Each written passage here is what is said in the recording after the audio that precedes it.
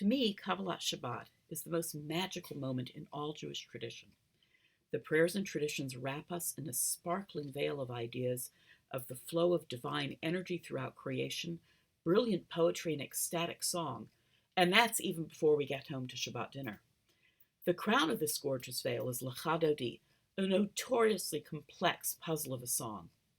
I'd like to explore with you just a bit of the backstory of this song, its Kabbalistic background.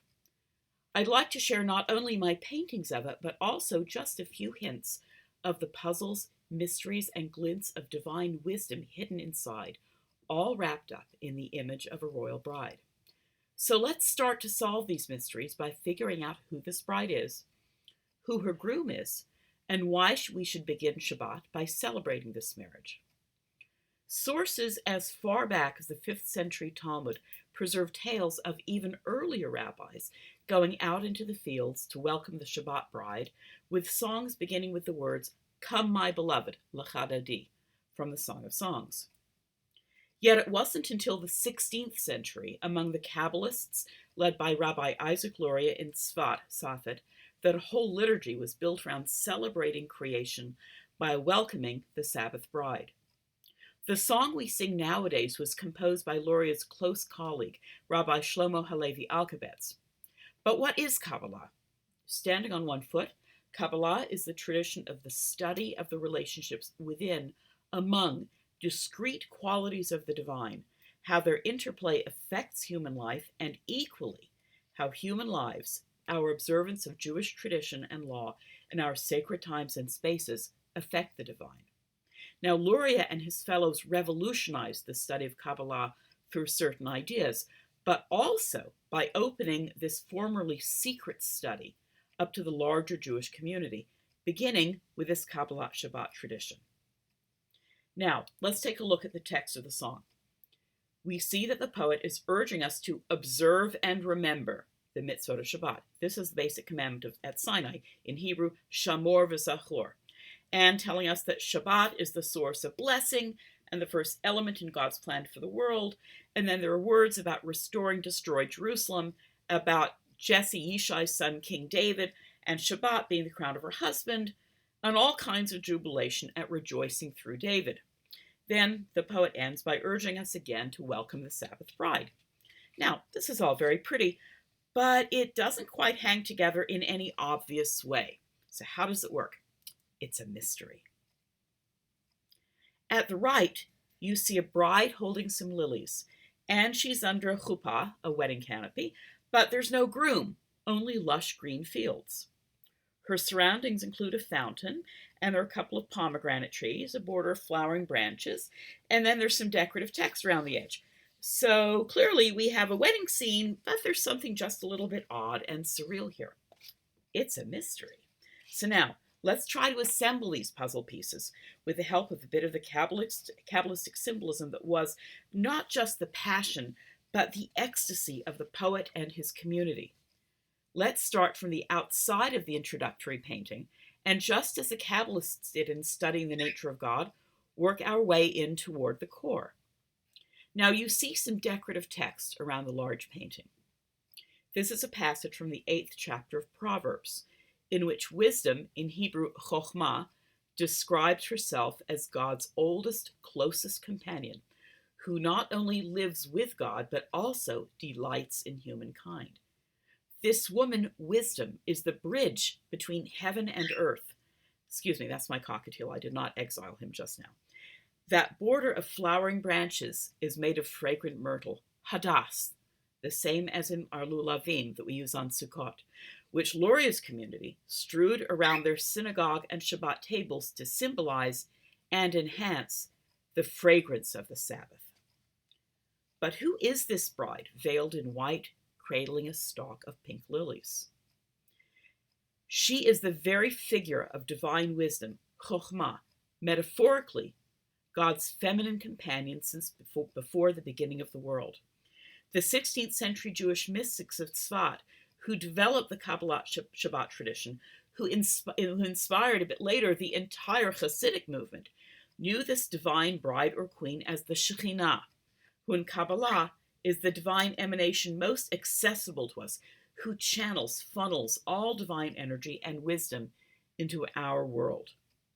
Wearing her white gown, the color associated with the Shekhinah in the Zohar, the primary book of Kabbalah, she bears a branch of pink lilies. Now, there's a charming little rabbinic tale, Midrash, that uses these pink lilies as a metaphor for the sweetness of the Ten Commandments in the corrupt human world. The pomegranates behind the chuppah allude in Midrash and mysticism to the 613 commandments. The roses strewn at her feet allude to yet another Midrash describing the burning bush, God's first revelation to Moses, as a humble, thorny, but nonetheless beautiful rose bush. So that's the bride. Now, okay, we still have another problem here. Do you actually see a groom? No, but actually you do. He completely surrounds her. These fields are lush green, one of the colors that the Zohar associates with a male emanation of God, Tiferet, who, in Kabbalistic metaphor, unites with the Shekhinah as Shabbat arrives. Together, Kabbalah tells us, Shekhinah and Tiferet create new Jewish souls, just as on Shabbat, the Shekhinah herself, that funnel for divine energy, brings every Jew our neshama yetera, our additional Shabbat soul that refreshes us during our Shabbat rest. And our role as humans, as Jews, is to observe the Shabbat rest and the mitzvot, the commandments, and through that, bring about the union of these aspects of divinity.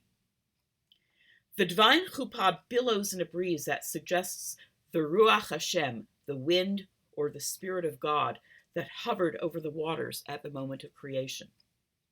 I've embroidered the canopy's edges with a transforming pattern of the Hebrew letters Daled Vav, Daled Yud. In Kabbalah, this pattern suggests the transformation of the human groom, the beloved Dodi in Hebrew, into the divine Sphira of Tiferet, fulfilling the human role in bringing about the unification of the divine emanations. Now, the chuppah poles that you see here are modeled on balustrades from the Bevis Mark Synagogue in London, the first synagogue established in Great Britain following the community's rebirth in the 17th century, symbolizing the way Jewish community rises from the ashes, as the song promises. Okay, we're going to try to fit one last puzzle piece into place. Alkabetz is fascinated with the power of the Shekhinah to bring about national rebirth.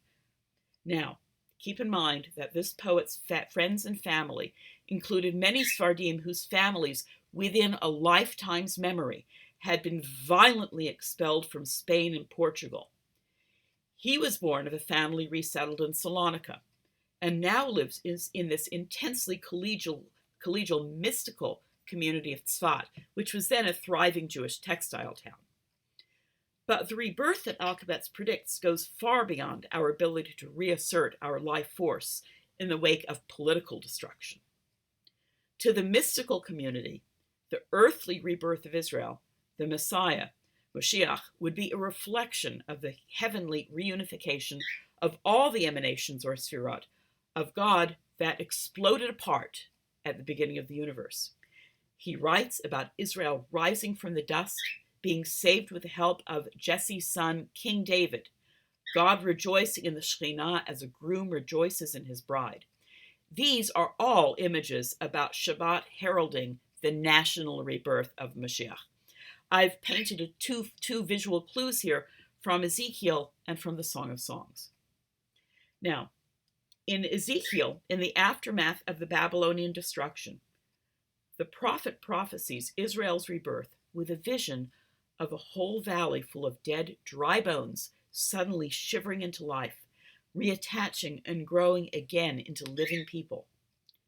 In the painting at right, I have the Shekhinah herself raise a man from the ground covered in shards of skeletons, referring to Ezekiel's valley of dry bones.